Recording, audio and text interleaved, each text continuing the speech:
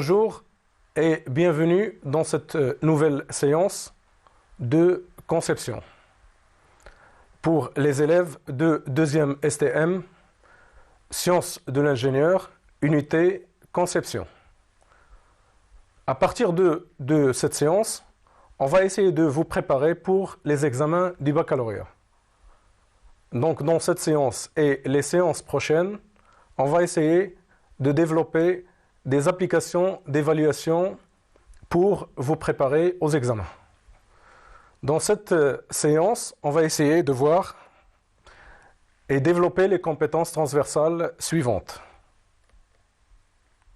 Identifier les caractéristiques scientifiques ou technologiques du problème. Formuler le problème. Planifier sa démarche. Suivre les étapes de planification.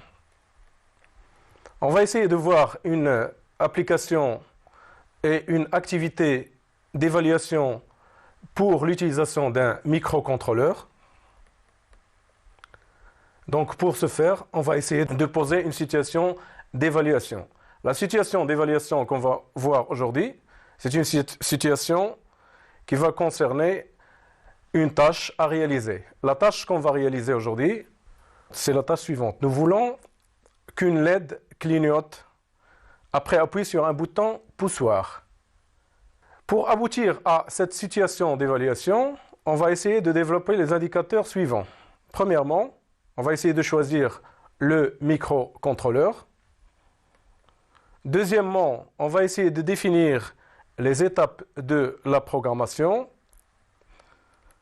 Ensuite, on va essayer de voir un programme qu'on n'a pas rédigé, mais on va essayer de le commenter ensemble. Quatrièmement, on va essayer de détailler les étapes du transfert du programme dans le microcontrôleur, donc dans le PIC.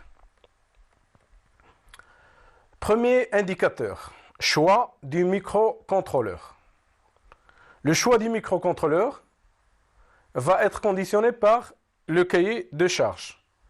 Un cahier de charge nous est imposé et nous oblige à choisir un système microprogrammé. On a plusieurs choix à utiliser, mais on a opté pour le microcontrôleur. Donc, nous avons choisi le microcontrôleur 16F84. Et dans la situation d'évaluation, la tâche, on désire, à partir d'un appui sur un bouton poussoir, provoquer le clignotement définitif d'une LED.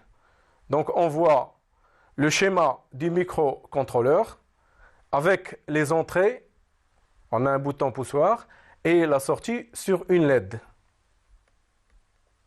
On passe au deuxième indicateur, donc les étapes de programmation.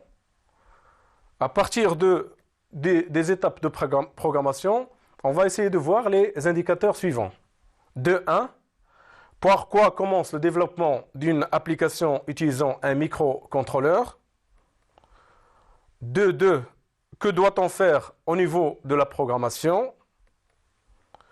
De 3, on vous demande de définir l'approche globale de la programmation du microcontrôleur. Et de 4, on vous demande de détailler les différentes étapes de développement d'une application. On va commencer par la première. Par quoi commence le développement d'une application utilisant un microcontrôleur? Donc vous réfléchissez un petit peu et vous essayez de répondre à cette question. Par quoi commence le développement d'une application utilisant un microcontrôleur? La réponse est la suivante. Le développement d'une application commence toujours par un cahier de charge qui définit l'électronique à implanter autour du microcontrôleur. Et on voit ici un exemple.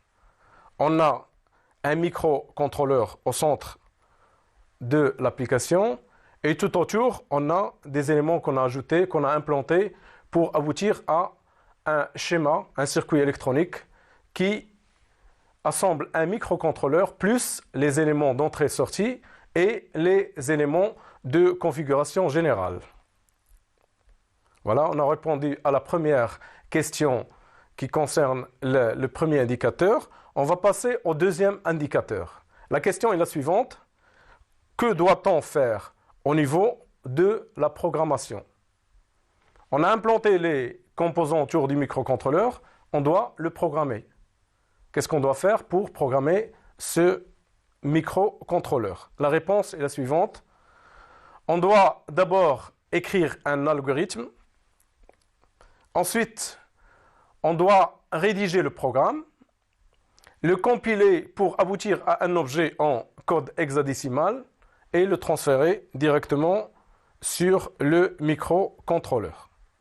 Voilà la démarche qu'on va développer pour programmer un microcontrôleur qu'on appelle un PIC. On passe à l'architecture générale pour expliquer ce qu'on vient de voir. Donc on commence par un modèle qui peut être un graph set ou un cahier de charge fonctionnel. On passe à un algorithme et à partir de l'algorithme, on développe notre programmation et le transfert dans le microcontrôleur. Troisième indicateur, définir l'approche globale de la programmation du microcontrôleur. Donc je vous demande, chers élèves, de définir l'approche globale de la programmation d'un microcontrôleur. On commence par quoi et on finit par quoi? Donc je vous donne un peu de temps pour essayer de réfléchir à la réponse de cet indicateur qui est de 3, définir l'approche globale de la programmation du microcontrôleur. La réponse est la suivante. On commence par une chaîne de code et une chaîne de traitement des instructions. La chaîne de code vient après avoir établi un cahier de charge avec un algorithme. Donc on a l'algorithme, on sait ce qu'on veut, on connaît l'application et on doit convertir l'algorithme en un fichier qui soit un programme pour le mettre dans le microcontrôleur. La première étape, c'est l'édition texte. Donc on écrit le programme en édition texte sur un logiciel éditeur de texte qui peut être le WordPad ou le Notepad ou le Word si on veut. Ensuite, on l'enregistre, donc on écrit en langage basique, on l'enregistre sous forme d'extension texte, puis on le compile pour aboutir à une extension ASM, puis on l'assemble pour aboutir à un code hexadécimal. Ce code hexadécimal, c'est ce qu'on appelle l'objet, le fichier objet qu'on va implanter dans le microcontrôleur. Donc les étapes, si on le voit d'une fenêtre de traitement des instructions, la fonction compilée, c'est la fonction qui nous permet de convertir un langage basique écrit dans un éditeur de texte en un assembleur. Et l'assemblage, c'est la compilation, c'est la conversion d'un fichier ASM en un fichier hexadécimal. Et ensuite, on aboutit au transfert de notre fichier objet vers le PIC. Donc, voilà en général l'approche globale de la programmation du microcontrôleur. La fonction transférée peut être réalisée par exemple par un logiciel. Il y en a plusieurs logiciels. Il y a le logiciel MPLAB de la société qui fabrique les microcontrôleurs dont on parle. Il y a d'autres logiciels comme par exemple l'ICprog. Voilà. On passe à la deuxième fenêtre qui nous donne l'architecture générale de la programmation d'un microcontrôleur ou d'une RAM en général. Donc, on commence toujours par éditer le texte, éditer le programme en basique. Ensuite, on passe vers la compilation pour convertir le programme écrit en basique, pour le convertir vers un programme avec une extension ASM. Ensuite, on l'assemble pour obtenir un fichier objet. On le simule. Si ça marche, on le transfère directement dans le circuit. Sinon, on refait l'opération jusqu'à aboutir à ce qu'on veut.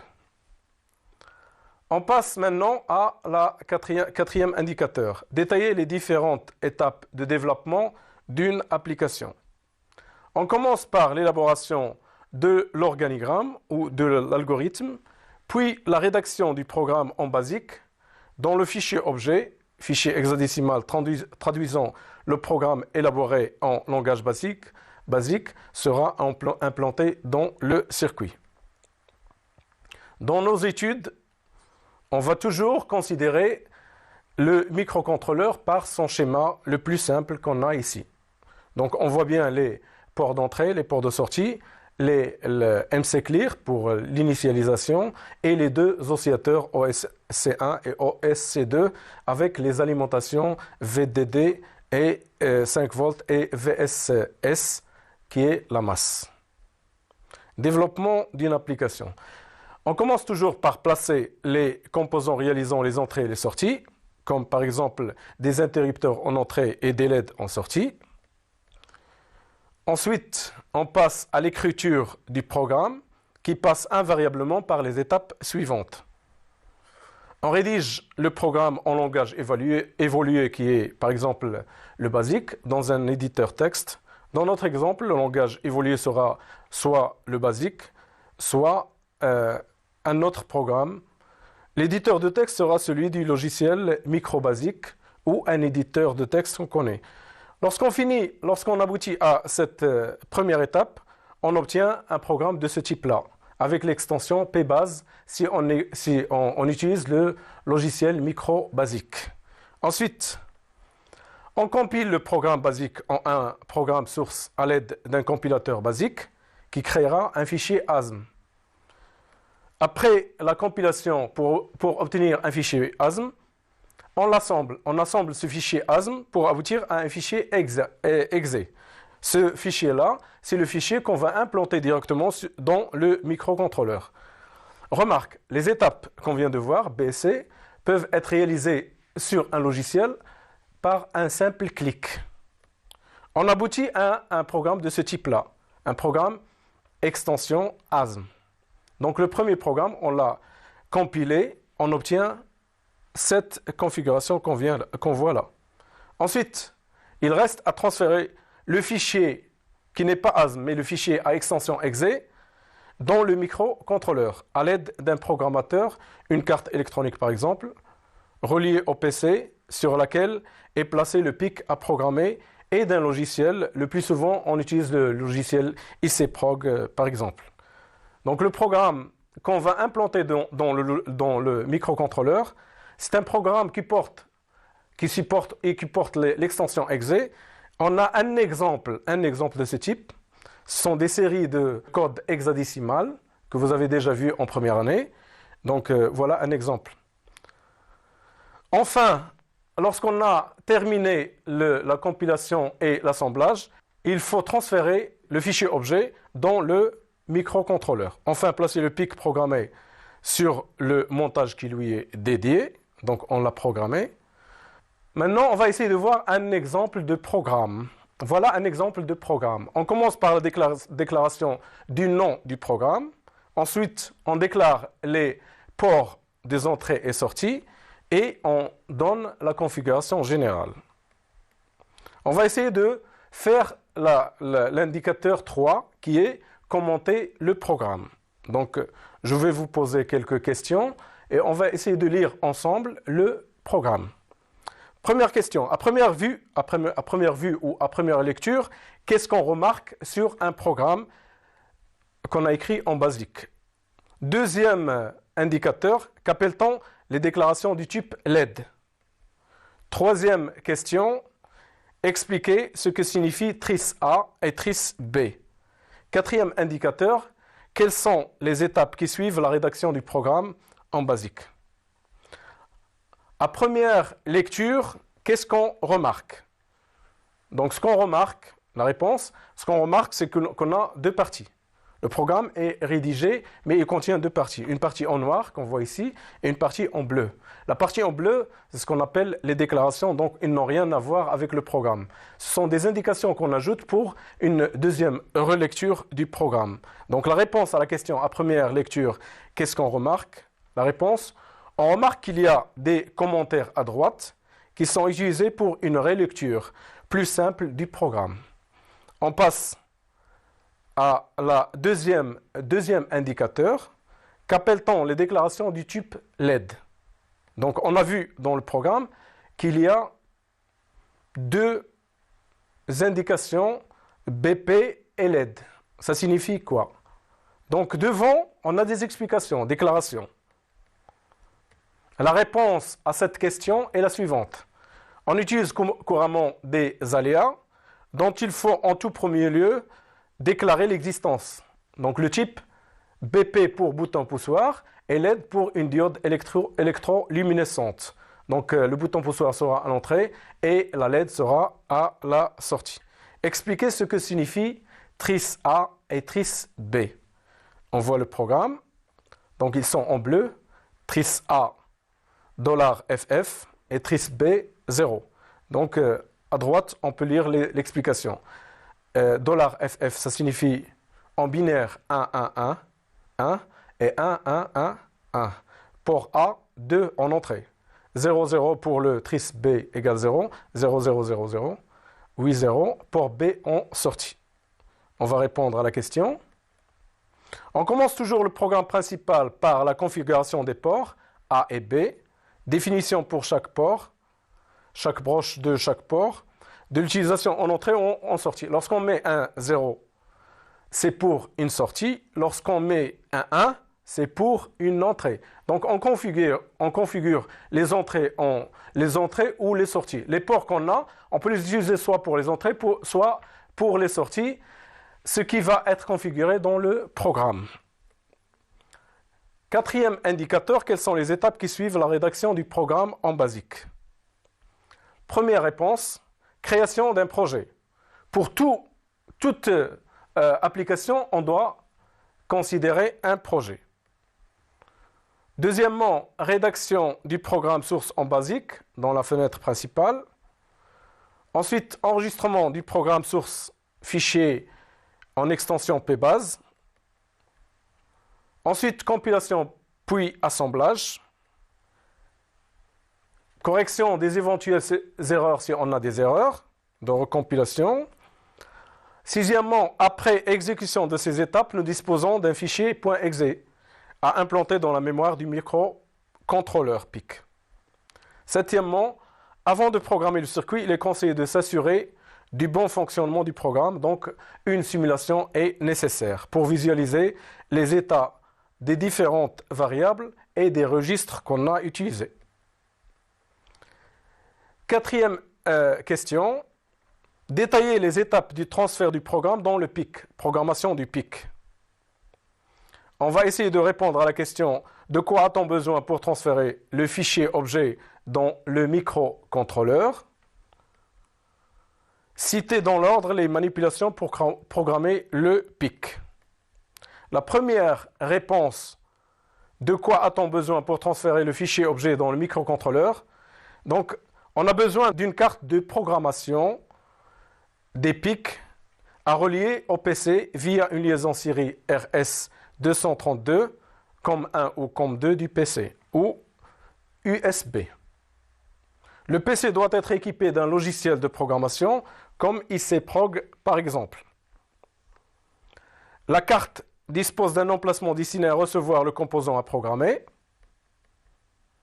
Voilà un exemple d'une carte de programmation.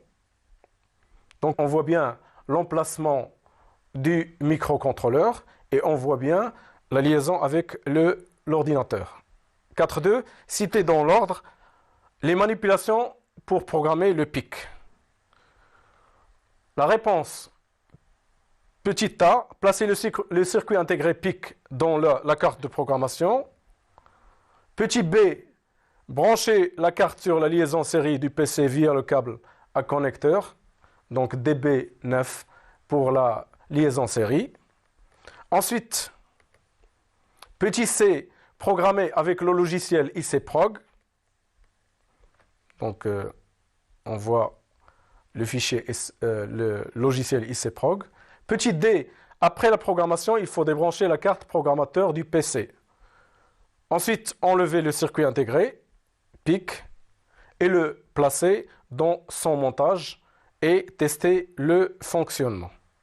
Voilà la réponse à au deuxième indicateur qu'on a vu pour aujourd'hui. Donc on s'arrête là pour aujourd'hui et je vous donne un rendez-vous pour une prochaine séance afin de continuer nos activités d'évaluation pédagogique. Merci de votre attention et à la prochaine séance, Inch'Allah.